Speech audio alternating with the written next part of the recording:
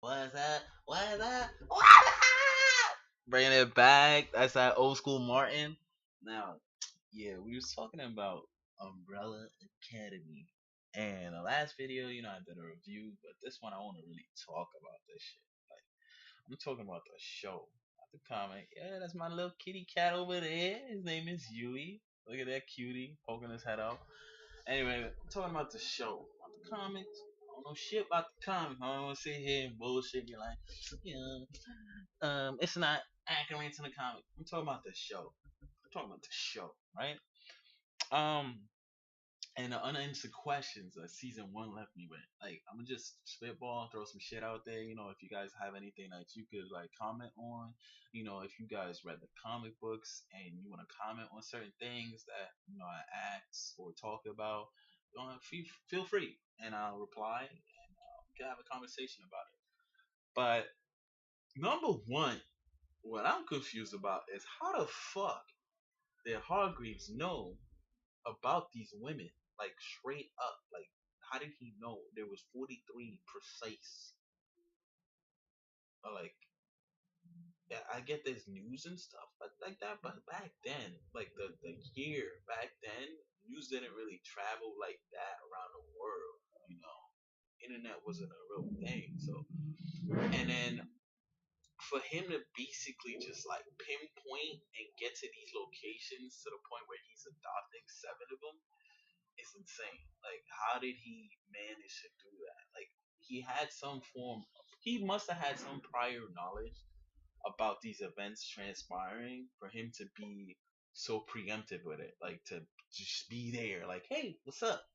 You got a baby. You never had it before, so I want to adopt that shit. How about you get a cool couple million for that thing? Like, it was just interesting to me. And then what really bugged me out was the fact that he knew they had powers. It's like, how did he know they had powers? You know, it was just like, was he? Something was just off. Something was really off about that. And then also the fact that he had the technology to make an android. Like, his wife was a fucking android, my dude. An android, like full on android. Like, yo, I'm not talking about the phone. I'm talking about a full android, like Android 18, Android 17. Them niggas from Dragon Ball Z, skin looking like a human.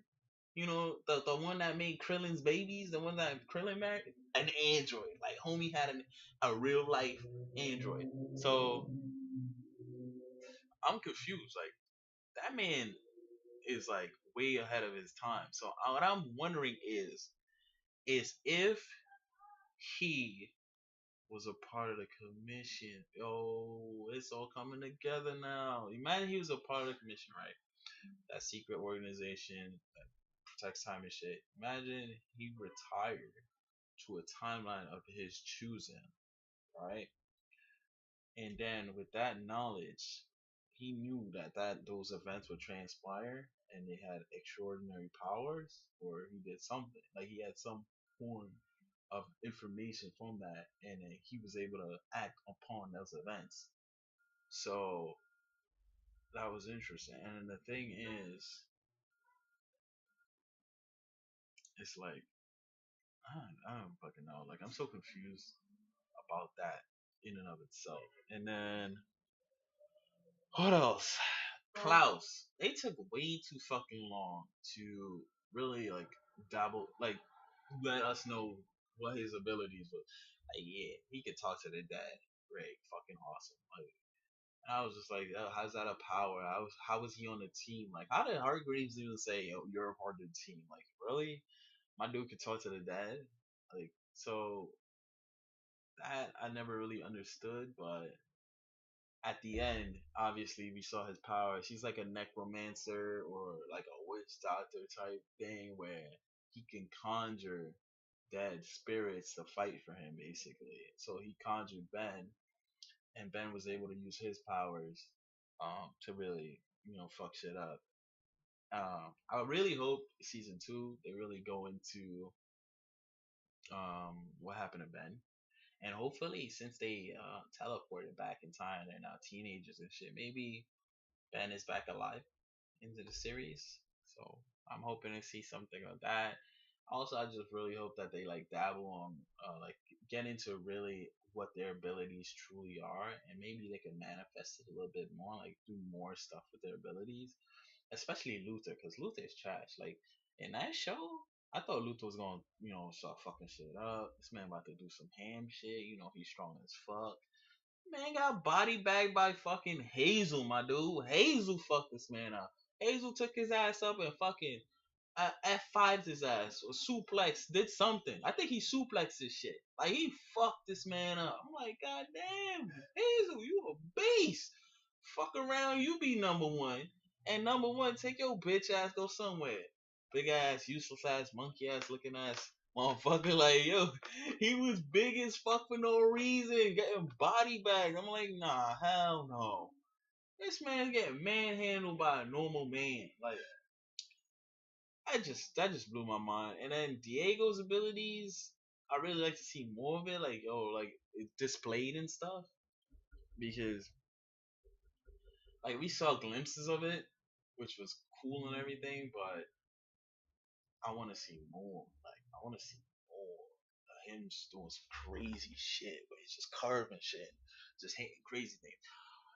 Number five is a complete and absolute badass. Like without him on the show, there would be no show. Like imagine Umbrella Academy, that show without number five. Pretty fucking boring, right? Because that man was doing crazy shit, teleporting, throwing knives into people, teleporting. Yo, that diner scene was the single most sickest scene ever. Like that man was doing big things, big things. Like he was eliminating the shit out of it, like fully trained professional. He was body bagging them, and all he had was a knife, and it was just crazy, you know. But it was just an interesting thing.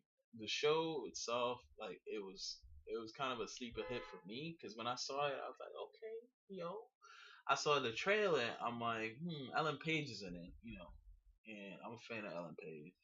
I like her work, Juno, you know, Beyond Two Souls, the game. She does a good job, She sells her character, and then the whole concept of superheroes and stuff like that. That really it really called out to me. I checked it out, and also I like the actor who does Klaus. Like he's really good. He was in Misfits, and he did a good job in that. You should check that show out. It's pretty dope. It's a European show about some kids with abilities and shit, which was funny because his ability was basically the same thing where I think he could come back to life, some shit. So that was interesting, fun little thing. Anyway, yeah, and then where the fuck did he get Pogo from? Like a talking monkey, my dude? Like, yo, Hargreaves got something up his sleeves.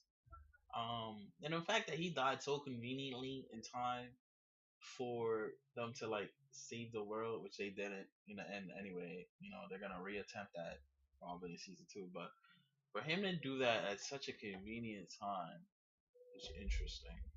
That means that man has some kind of inside knowledge into the time space continuum. Anyway, that's pretty much my thoughts and my random ramblings about Dumbbell Academy. If you guys have anything you want to comment on, or you just have your questions of your own, we could spitball, talk, chat it up, chat it up, chat it up. Like talk about this shit because this show's lit, and I can't wait for season two. It's gonna be awesome. Anyway, catch you guys later.